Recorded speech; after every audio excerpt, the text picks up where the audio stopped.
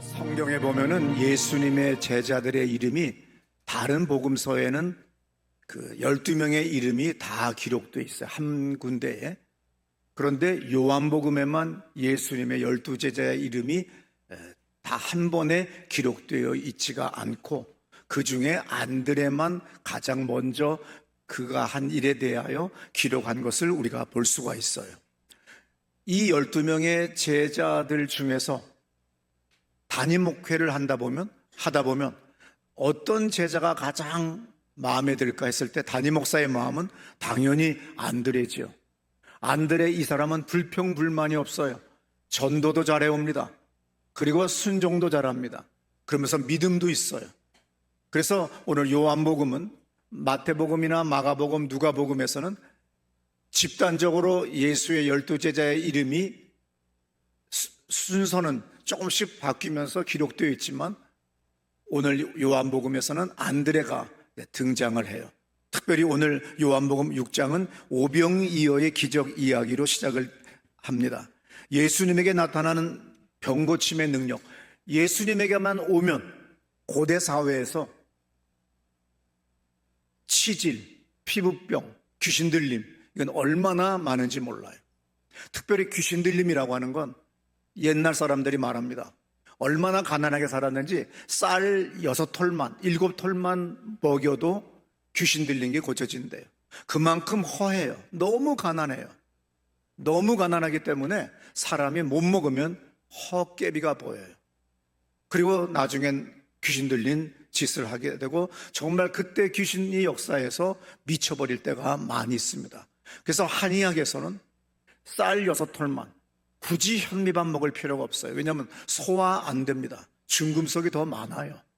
그래서 도정 잘한 쌀밥, 쌀죽 잘 먹고 초록색 잎 잘 먹으면 사람은 건강하게 살 수가 있습니다. 어떻든 간에 고대 사회나 또 50년 전, 60년 전 우리나라에서도, 또 제가 40년 전에, 또 45년 전에 귀신 들린 사람이 그렇게 망우리에 많았어요. 그래서 그런 사람들을 많이 고친 적이 있었는데 2000년 전이면 얼마나 많았겠어요. 그랬더니 이 소문이 전국에, 우리나라로 얘기하면 팔도 전국에 퍼져요. 그러니까 수많은 사람들이 밤낮 없이 예수님에게 달려옵니다. 이 소식 때문에 어느 날 예수님이 강가에 가셨다, 산에 가셨다, 바닷가에 가셨다 그러면 사람들이 예수님 가신 곳마다 몰려와요. 오늘 여기 있는 요한복음 6장에서는 산에서 예수님이 말씀을 전한다고 소문이 나 있으니까 사람들이 왔는데 남자만 5,000명이 왔다고 그랬습니다. 그의 배우자 아니면 자식들 따라온 거는 다 빼버리고 남자 5,000명이에요.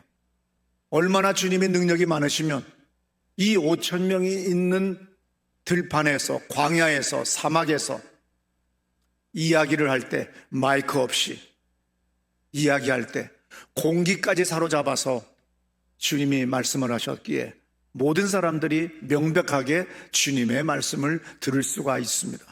어떻든 간에 예수님은 제자들을 시험하고자 요한복음 6장에서 보니까 내가 어디서 떡을 사서, 우리가 어디서 떡을 사서 이 사람들을 다 먹일 수가 있을까? 저녁 때가 됐는데 내가 계속 할 말은 더 많이 있는데 이 사람들을 어떻게 먹일 수가 있을까? 이렇게 성경에 보면 시험하고자, 그랬더니 빌립이라는 사람이 냅다 대답합니다. 여러분, 부정적인 대답하고 그 다음에 믿음이 없는 대답하고 화가 난 대답은 좀 참았다가 얘기하시는 게 지혜로워요. 어떤 사람은 꼬박꼬박 말대답을 다 하다 보면 나중에 꼭 낭패를 당합니다. 그래서 되도록이면 가만히 계세요. 너무 가만히 있다가 또 이중적인 성격이니 또 여러 가지 나쁘게 평가도 받을 수가 있으니까 분명히 좋다고 얘기는 해줘야 되지만, 그러나 좀 천천히 얘기해야 되는데 방정스럽게 빌립이 대답을 빨리 해버렸어요. 주님, 200데나리온이 있어도 조금씩밖에 못 먹입니다. 그랬더니 또 어떤 제자가 다른 성경에 보면 뭐라고 하느냐 하면, 있어도요 슈퍼마켓이 없어서 살 데가 없습니다. 아주 잘난 척들은 다 하고 있어요. 이때 안드레가 어느새 이 주님이 하신 말씀을 듣고 군중 속으로 뛰어들어가서 사람들에게 아마 부탁을 하고 호소를 하는 것 같아요. 근데 어떤 아이가 마침 다른 성경에 보고 전승에 보게 되면, 유대 전승에 보면 아부드라고 하는 소년이 있는데, 이 아부드라고 하는 소년이 보리떡 5개와 생선, 보잘것도 없는 생선입니다. 우리가 이스라엘의 성지순례 가면 베드로 물고기 오늘 점심에 있습니다. 가이드가 그렇게 얘기를 해요. 그러면 또 이야, 베드로의 물고기를 드디어 먹는구나. 그거요, 대가리만 크고 뼈다구만 강하고요, 살은 없어요. 그래서 전부 다 먹고 난 다음에 한마디씩은 다 원망 불평들을 합니다. 배고프다고. 그러니까는 얘가 뭐 먹는 게 그런 거 가져왔지 뭐 대단한 조기나 갈치를 가져온 건 아니에요. 요한복음 6장 9절에 여기 한 아이가 있어 보리떡 5개와 물고기 2마리를 가졌습니다. 그러나 그것이 이 많은 사람에게 얼마나 되겠어요? 그러나 제가 최선을 다해서 지금 가져왔습니다. 이게 중요한 거죠. 예수님은 오병이어의 도시락을 받으시고 축복 기도를 하셨어요. 축도지요. 보리떡은 밀떡보다 나빠요. 밀떡이 뭐예요? 밀가루로 빵 만들었어요. 찐빵, 카스테라, 식빵. 밀가루로 만든 빵은 좋은 거예요. 우리나라 이야기로 얘기했기 때문에 보리떡, 밀떡이지 영어 성경으로 얘기하면 빵이나 마찬가지예요. 그래서 보리로 빵 만든 거 한국적 사고로 해석을 했기 때문에 떡이지 사실은 빵이에요. 그러니까 밀가루로 카스테라를 만들었다, 밀가루로 식빵을 만들었다, 밀가루로 빵을 만들었다. 이거 정말 맛있는 거예요. 근데 너무 가난하기 때문에 보리떡이에요. 그렇지만 이 보리떡 5병 2호 2마리의 물고기 합쳐서 예수님이 축복 기도를 했더니 놀랍게 배란감 확 많아지는 것이 아니라 띄어서 이 사람에게 주는 순간에 커지고, 띄어서 주는 순간에 커지고, 이런 식으로 놀랍게 주님의 축복이 임해서 12제자가 다시 청소하는 마음으로 수고해 온 게 12광줄이 가득히라는 겁니다. 빌립은 예수님을 따라다녀도 믿음의 눈을 가지고 있지 않았어요. 모든 것을 다 이성적으로, 논리적으로, 상식적으로, 타산적으로 계산을 합니다. 그러나 안드레는 얼마나 되겠습니까? 많은 주님께 일단은 맡겨드려요. 우리의 모든 문제, 우리의 모든 큰 산적한 모든 사건들, 이런 것들이 나에게는 매우 크지만 기도를 하면, 예수 이름으로 하나님께 기도하면 주님께 맡겨드리는 거나 마찬가지예요. 그렇기 때문에 기도가 아주 중요한 겁니다. 이게 뭐 얼마나 되겠어요? 남들이 볼 때 아니 어린 주제에 지금 쫓아다녀도 안 되는데 무슨 기도나 하고 자빠졌어, 그러지는 것이 아니라 기도는 영광스러운 거예요. 기도는 축복이에요. 기도는 나의 문제를 하나님께 맡겨버리는 겁니다. 그럼 이제부터 하나님이 개입하는 거예요. 하나님이 함께 하시는 거예요. 여러분이 이미 재벌이 되고 남고 젠슨 황보다 더 큰 돈을 벌 수 있는데 어느 정도 버니까 골프 치러 다니고 술 먹으러 다니고 관광 다니고 여행 다니기 때문에 안 되는 거예요. 잘 될수록 기도 더 해야 돼요. 차라리 안 되면 자빠져 자. 틀린 거 아니에요. 미치겠잖아요. 잠도 안 오니까 일단 자. 그러고 난 다음에 정신 차리고 기도하세요. 내 이 기도가 어떻게 큰 역사가 일어날는지 나도 모르겠지만 전능하신 창조주, 세상 우주 만물을 창조한 창조주님께 내가 맡겨드립니다. 주님 개입해 주세요. 나 대신 싸워주세요. 나 대신 이겨주세요. 이렇게 고백하는 것이 바로 기도예요. 주어진 환경 속에서 안드레가 바로 그렇게 기도를 했던 거지요. 어느 교회나 신앙생활하는 사람 중에서 크게 2가지 종류 사람이 있어요. 빌립 같은 사람이 있습니다. 교회 생활 수십 년 돼서도 믿음보다는 이성적으로, 타산적으로 계산해요. 예를 들어서 저는 사도 바울의 말씀과 같이 적신으로 태어났다가 적신으로 돌아간다. 우리가 처음 태어나면 우리 몸뚱아리 색깔이 뻘개요. 그래서 우리는 다 적신으로 태어나요. 그저 별 볼 일 없는 거예요. 죽을 때 그렇게 많은 것을 아껴뒀지만 다 놔두고 죽습니다. 오늘은 우리는 어떤 사람보다도 축복을 많이 받았어요. 왜?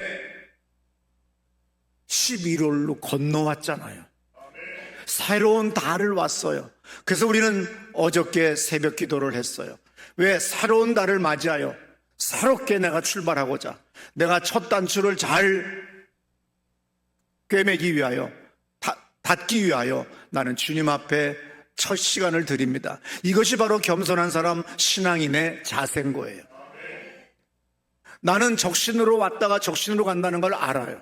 또 나는 비닐하우스에서 시작했기 때문에 두려운 게 없어요. 무서운 게 없어요. 여러분, 맨주먹으로 출발해서 내 땅도 아니고 그것도 도지세 내는 곳에서 출발했기 때문에 두려움이 없어요. 그런데 이제 살림이 커지고 교인이 많아지고 건물이 커지면 이 고민 저 고민, 비 새는 데는 없는가, 전기세, 수도세, 엘리베이터 무슨 세, 뭐서부터 시작해서 수많은 돈이 나가는데 고민이 안 될래야 안 될 수가 없어요. 그런데 아무것도 없으면, 비닐하우스에 들어갔을 때는 고민이 없어요. 어느 나라 선교사님이 자기 나라에 우기가 곧 오는데 지붕 수리 안 하면 안 된대요. 빨리 지금 지붕을 수리해야 우기를 버틸 수 있답니다. 근데 우리 교회 재정을 보니까 600만 원 정도밖에 없어요. 500만 원 보냈어요. 왜냐하면 나는 며칠만 버티면 주일날 주님께서 또 교인들을 통하여 헌금을 주시니까. 교회의 사명이 뭐예요? 선교사를 보내거나 선교사를 후원하는 곳이고, 그 다음에 뭐예요? 선교사를 양성하고, 또 우리가 선교사로 가든지, 이런 선교가 가장 중요한 거기 때문에 선교사의 집이, 선교사의 교회가 우기 때문에 당장에 돈이 필요하다고 하다면 나는 버티면 돼요. 일주일 버티면 다시 주님이 누군가를 축복해서 교회에 헌금하게 하십니다. 나는 그 믿음이 있기 때문에 두려움 없이 거의 99%의 돈을 다 보냈어요. 그랬더니 어떤 재정 담당 교인이 내 방에 토요일 날 저녁 7시에 와가지고 가진 짓을 다 했어요. 내 성격에 젊었을 때니까 내쫓아버릴 수도 있어요. 그러나 곰곰이 생각하다가 내가 참자, 덕스럽게 알았다, 두 번 다시 네 말대로 안 하겠다.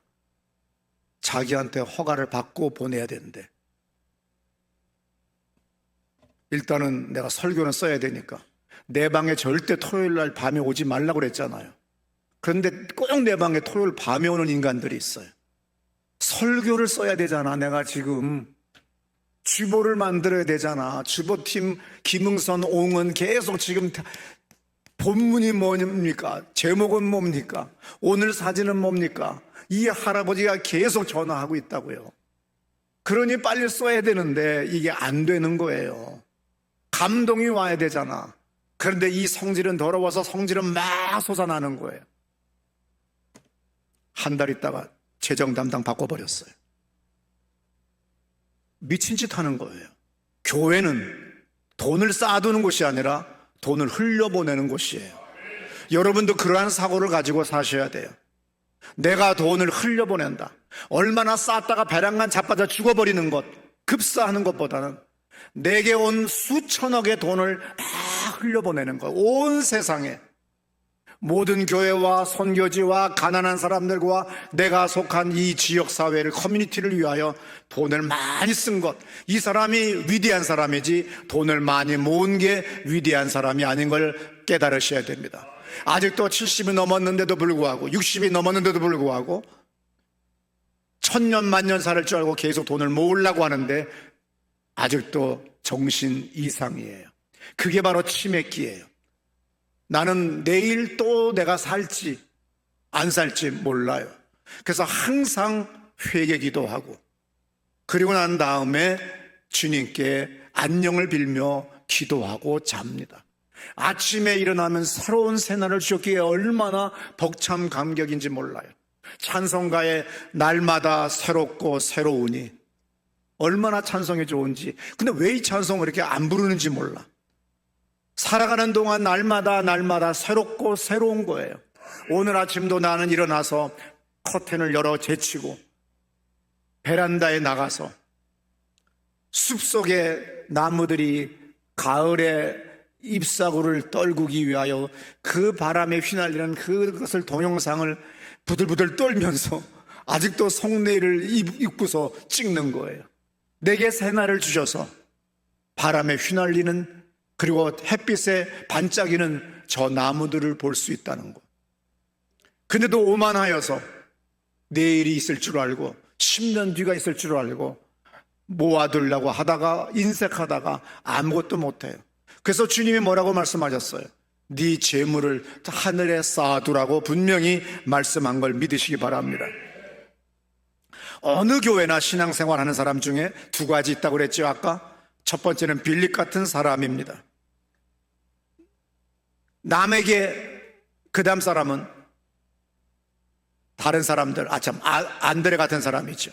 근데 빌립 같은 사람이 있어요. 근데 이 사람은 뭐예요? 안 준 만큼 내 거다. 헌금 안 한 만큼 내 거다. 생각해 보세요. 하나님의 은혜를 주셔서 내가 이 돈을 벌었는데, 이 돈을 벌었기에 내가 10%를 주님의 교회에 드림으로 말미암아 교회를 통하여 주님의 뜻을 이루고, 또한 하나님의 백성들을, 이웃을 위하여, 나라를 위하여 많이 쓸 수 있는 것, 얼마나 귀한 거예요. 근데 이것이 다 내 거다고 하는 순간에 우리의 인생은 끝나는 거예요. 다른 모든 복음서에서는 오병이어의 기적이 너무나도 경이로운 거기 때문에 5,000명이라는 사람의 숫자를 앞에다가 배치해 놨어요. 근데 요한복음만큼은 뒤쪽에다가 5,000명의 숫자를 뒤에다가 배치했어요.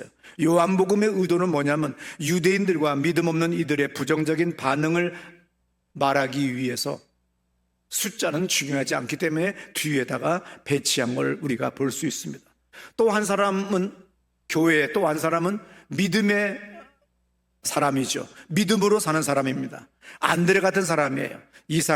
이성적인 계산, 산술적인 계산보다 하나님께 드려지면 하나님의 축복은 더 크다는 거예요. 떡을 떼면 뗄수록 계속해서 나온다는 거예요. 메리텔이라고 하는 인도네시아 선교사가 저 정글 속에서 선교를 하는데 마침 사람들이 많이, 선교사들이 배고프다고 왔어요. 근데 찻잔에 딱 요 차 한 잔밖에 없어요. 이야, 이 많은 열 몇 명의 사람을 어떻게 차를 다 대접할 수 있나. 그렇지만 우리 마셔봅시다. 조금씩 따랐는데 따라져요. 그래서 계속 따랐대요. 믿음으로 따르다가 어떤 방식에 의해서 많아지나 이러지 말고 믿음으로 계속 따랐더니 계속해서 몇 잔씩 먹는 놀라운 역사가 오늘 21세기에도 물을 구할 수 없고 차를 구할 수 없는 곳에서도 똑같은 오병이어의 기적이 일어난다는 것을 저는 그분의 선교사님의 책에서 읽은 적이 있어요. 저는 기도할 때마다 하나님 아버지, 빌립 같은 집사 말고 안드레 같은 집사 많이 보내주시옵소서. 우리 교회 교인들 안드레와 같은 믿음 주시옵소서. 여러분들 이렇게 기도만 하지 말고 여러분이 안드레와 같이 아무것도 이 눈에 보이는 것 없고 이 귀에 돌리는 것 없고 이 손에 잡히는 것 없어도 믿음으로 가세요. 그러면 놀랍게 돌파가 일어나며 역사가 일어납니다. 안드레는 믿음의 눈을 가졌어요. 안드레는 결단력이 있었습니다. 요한복음 1장 38절에서 예수님이 와 봐라 이렇게 얘기하셨을 때 즉시 예수의 말씀에 응답한 걸 볼 수가 있어요. 마태복음 4장 18절 말씀 들어보세요. 갈릴리 해변에 다니시다가 두 형제 곧 베드로라 하는 시몬과 그의 형제 안드레가 바다에 금을 던지는 것을 보시니 그들은 어부라. 처음으로 예수님을 만났습니다. 근데 첫눈에 이분이 바로 우리 유대인들이 지난 수천 년간 기다렸던 그분이라는 걸 영적으로 알았어요. 그래서 그 자리에서 그물을 버리고 예수님을 쫓는 그 결단력이 대단한 사람입니다. 두 번째 안드레가 한 행동은 뭐냐면 집에 가서 형제 베드로를 전도해요. 요한복음 1장 41절이죠. 그가 먼저 자기의 형제 시몬을 찾아 말하되 우리가 메시아를 만났다 하고, 메시아는 번역하면 그리스도라. 예, 즉각 자기 형한테 가서 나 메시아 만났어. 우리 메시아한테 가자. 내가 만난 그 사람이 바로 메시아였어. 구세주, 우리가 구약 성경에서 그렇게도 기다렸던, 우리의 믿음의 선진들이 그렇게 기다렸던 바로 그분이 오셨어. 그래서 자기 형을 전도해요. 그럼 형과 안드레와의 관계는 뭐예요? 형제 관계예요. 여러분이 이웃집과의 관계, 직장에서의 관계, 수많은 관계 속에 우리는 살아가요. 가장 효율적인 전도법은 뭐냐? 노방 전도도 좋아요. 아니면 집집마다 방문해서 전도하는 것도 좋아요. 뭐 많은 것도 좋지만 진짜 전도, 방송으로 전도하는 것도 좋아요. 근데 사실은 그거 다 믿는 사람만 듣는 거지, 안 믿는 사람이 방송 듣는 미친 짓은 안 해요. 가장 이상적인 전도는 뭐냐? 지난 2000년 동안 수많은 선교사들과 수많은 목회자들이 연구 결과입니다. 관계 전도예요. 관계 전도가 가장 중요하다. 시작. 네, 이웃과의 관계. 그래서 아파트 앞집, 아파트 윗집, 아랫집, 직장에서 바로 내 앞 테이블, 뒷 테이블, 옆 테이블, 모든 사람들, 내 만나는 사람들 가운데서 항상 그들에게 깨끗한 삶을, 믿음의 삶을 보여주어서 변화를 시키고, 그리고 그분들의 문제를 들은 다음에 끝내지 말고 그 자리에서 기도합시다. 아니면 제가 기도해드려도 될까요? 그래서 기도하는 거예요. 비록 하나님, 내가 부족하지만, 내가 기도했다고 이분이 낫는지 안 낫는지는 모르겠지만 제가 예수님의 이름으로 손을 얹어 기도합니다. 주님의 능력이 저와 함께 했다고 하는 그 말씀과 같이 오늘 나와 함께 해주시기를 원합니다. 그리고 손을 올려서 기도를 해드리세요. 그러면 상상할 수 없는 놀라운 일이 벌어져요. 아무 일도 안 하기 때문에 아무 일도 안 벌어지는 거예요. 그래서 관계 전도라고 하는 것이 그렇게 중요한 겁니다. 그 다음에 우리가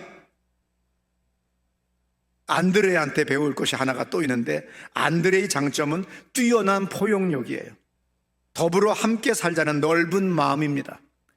자기가 전도한 베드로가 거꾸로 예수의 수제자가 됐어요. 아니, 첫 번째 전도한 내가, 처음으로 구세주 예수를, 메시아를 발견한 내가 수제자가 돼야 되는데 어떻게 내 형이 수제자가 돼? 아, 이거 눈이 뒤집어지네. 아, 이거 벨이 뒤틀리네. 아, 나 이제 교회 가기 싫으네. 이게 아니에요. 우리는 안드레와 같은 믿음을 배워야 됩니다. 예수님에게 데리고 오기만 하면 돼요. 그러면 하나님이 역사합니다. 오늘 본문에서 다른 제자들은 돈 계산해요. 돈이 있어도 음식을 살 수 없는 광야라고, 마켓이 없다고, 살아갈 무엇이 없다고 환경 탓을 해요. 그런데 안드레는 아부드 소년의 오병 이어 그 가난한 도시락, 보리로 만든 떡 도시락을 가지고 와서 주어진 가운데 최선을 다하여 주님께 드립니다. 주님께 맡기니까 초자연적인 역사가 일어난 거예요. 오늘 주님께 맡기면 이제 나의 영역을 떠나 하나님의 영역으로 들어간 거예요. 내가 이제 하나님의 영역으로 들어가 사는 것이 되니까 놀라운 역사가 일어나는 거죠. 오늘 하나님이 우리에게 요구하는 것은 큰 것 아니에요. 하나님이 우리에게 요구하는 건 학벌 아니에요. 지혜, 총명, 경력, 경험 아닙니다. 고린도전서 1장 26절에 보시면, 형제들아 너희를 부르심을 보라. 육체를 따라 지혜 없는 자가 많지 아니하며 능한 자가 많지 아니하며 문벌 좋은 자가 많지 아니하도다. 그냥 보잘것없는 사람들이지만 주님이 우리를 불러주셨어요. 27절, 그러나 하나님께서 세상에 미련한 것들을 택하사 지혜 있는 자들을 부끄럽게 하려 하시고 세상에 약한 것들을 택하사 강한 것들을 부끄럽게 하려 하시며, 28절 다 같이, 하나님께서 세상에 천한 것들과 멸시받는 것들과 없는 것들을 택하사 있는 것을 패하려 하시나니 29절 다 같이 아무 육체도 하나님 앞에서 자랑하지 못하게 하려 하심이라. 예, 우리에게 다른 사람보다 더 큰 지혜, 더 큰 어떤 총명, 학력, 물질 요구하지 않아요. 그냥 있는 모습 그대로 주님 앞에 나와 비록 빈손이지만, 비록 내가 드릴 헌금은 500원, 1000원밖에 없지만 이것을 드렸을 때 이것은 내가 다 드린 것이고, 그리고 주님께서 역사하시기 때문에 놀라운 증가의 역사가 일어나는 걸 믿으시기 바랍니다. 그러므로 하나님 우리에게, 그리고 안드레가 우리에게 보여주는 것은 최선을 다한 믿음과 순종이라는 걸 믿으시기 바랍니다. 출애굽기 4장 2절에서 하나님은 모세에게 물으셨습니다. 여호와께서 그에게 이르시되 내 손에 있는 것이 무엇이냐? 그가 이르되 지팡이니이다. 예, 광야에서 양치기 하는 모세가 가지고 있는 80이 다 된 이 영감이 가지고 있는 게 뭐예요? 수표야? 현금 책이야? 아무것도 없어요. 그냥 지팡이입니다. 지팡이도 좋은 거 아니에요. 로마 교황이나 미친 목사들이 거창하게 지팡이를 딱 만들어요. 사이비 이단들은. 그리고 거기다가 또 금을 갖다가 도금을 해요. 그리고 모자도 거창한 모자를 써요. 그러고 난 다음에 이상한 옷들을 입어요. 다 미친 것들이에요. 모세가 가지고 있는 광야에 그런 나무가 없어요. 떨기나무, 또 아니면 또 뭐 상수리나무, 보잘것없는 나무예요. 그 나무들도 물이 많지 않기 때문에 제대로 자라지가 않아요. 어느 날 터키인가 이스라엘인가 어딘지 내가 잘 기억을 못해요. 추원영 집사와 여러 교인들과 함께 여행을 갔다가 저는 이제 지쳤어요. 우리 해외여행 많이 하다 보면은 그 성당이 이 성당 같고 이 성당이 저 성당 같고 그렇잖아요. 이 박물관이 저 박물관 같고 여기서 본 게 저기서도 있는 것 같고 나중에 지쳐가지고 내가 이제 박물관을 안 들어가. 그래서 박물관 앞에서 그늘에 앉아가지고 이제 물을 마시고 있어요. 그러니까 추원영 집사는 힘이 좋으니까 드르륵 들어가더니 한참 있다가 뛰어나와요. 목사님, 나 모세의 지팡이를 발견했어요. 이거는 꼭 보셔야 돼요. 모세의 지팡이? 그래 가자. 그랬더니 추원영 집사를 따라서 모세의 지팡이를 갔더니 큰 액자에 지팡이가 이 마이크 대 두께야. 그리고 요만한 거야. 양치기 할 때 양들을 툭툭툭 치고 하는 거지 거창하게 텅텅 하면서 도사같이 뭐 쫙 날라가라고 장풍 보내는 그런 지팡이가 아니에요. 오늘의 지팡이 다르고 내일의 지팡이 달라요. 왜냐하면 이 가다가 나무각지 괜찮으면 하나 뚝 꺾었으니까. 그래서 그때 처음으로 모세의 지팡이가 그 박물관에 있는 거 발견했습니다. 별거 없어요. 네가 가진 게 뭐냐? 그랬더니 지팡이입니다. 거창한 거 아니에요. 그랬더니 주님이 던져라. 던졌더니 뱀이 됐어요. 잡아라. 그랬더니 다시 지팡이가 됐어요. 그 다음에 네 손을 너의 옷 속에 집어넣어라. 순종해서 넣었어요. 빼라. 나 환자가 됐어요. 한센병이 됐어요. 온 손이 다 피부병이 돼버렸어요. 다시 집어넣어라. 또 빼라. 깨끗해져요. 오늘 모세는 뭐예요? 순종밖에 한 거 없어요. 이제 가라. 내가 너와 함께한다. 너의 백성들을 에집트의 황제 파라오에게 가서 얘기해라. 그래서 엄청난 하루아침에 양치던 영감이 이스라엘의 역사의 위대한 사람이 된 걸 알 수가 있습니다. 출애굽기 4장 10절 들어보세요. 모세가 여호와께 아뢰되 오 주여 나는 본래 말을 잘하지 못하는 자니이다. 주께서 주의 종에게 명령하신 후에도 역시 그러하니 나는 입이 뻣뻣하고 혀가 둔한 자니이다. 네, 계속해서 거절했죠. 나는 입이 뻣뻣하고 둔합니다. 4장 13절입니다. 모세가 이르되 오 주여 보낼 만한 자를 보내소서. 예, 보낼 만한 사람을 보내야지요. 내가 말도 못하고 언변도 없는데 난 가진 건 이런 것밖에 없는데 그랬을 때 하나님은 넣어라, 빼라, 던져라, 잡아라. 순종했더니 초자연적인 역사가 거듭 일어났습니다. 오늘 하나님의 말씀은 뭐예요? 평소 쓰던 지팡이, 평소 하던 그거 그대로 가지고 나가라. 그리고 내가 너에게 준 감동 그대로 감동대로 해라. 그러면 역사가 일어난다. 밥 먹고 테레비 앞에 자빠져 앉아있지 마라. 여러분, 쇼파가 여러분의 디스크를 만들고 여러분에게 수많은 질병을 만드는 거예요. 밥만 먹으면 쇼파에 앉는 것이 아니라 벌떡 일어나 산보를 하든지 운동을 하셔야 돼요. 많은 사람들의 착각은 하나님이 올 때에 크게 그때 내가 하겠습니다. 하나님이 나를 높여주시면 그때 일하겠습니다. 합격시켜주시면 그때 일하겠습니다. 능력 주시면 그때 하겠습니다. 힘을 주시면 그때 봉사하겠습니다. 아니에요. 아무것도 없지만 내가 오늘 시키시면 하겠습니다. 별거 없지만 하겠습니다. 이런 마음을 가지면 오늘 안드레와 같은 놀라운 역사가 일어나는 걸 믿으시기 바랍니다. 다른 이들보다 안드레는 탁월한 지도력이나 계산 능력이 부족했어요. 그래서 수제자의 자리는 자기 형이 가졌어요.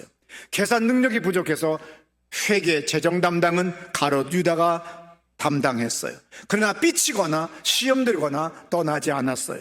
신약 성경에서 가장 큰 기적 중에 하나인 12광줄이 가득히 남는 오병이어의 기적을 일으킨 사람이 된 걸 믿으시기 바랍니다. 오늘 이 아침에 안드레를 본받아서 하나님, 내가 축복의 통로가 되게 해 주옵소서. 내가 기적의 통로가 되게 해 주옵소서. 내가 전도의 통로가 되게 해 주옵소서. 내가 관계 전도의 사람이 되게 해 주옵소서. 다 자리에서 일어나셔서 고백하는 여러분 되시기를 축원합니다. 두 손 들고 기도합시다. 하나님 아버지 앞에 기도합니다.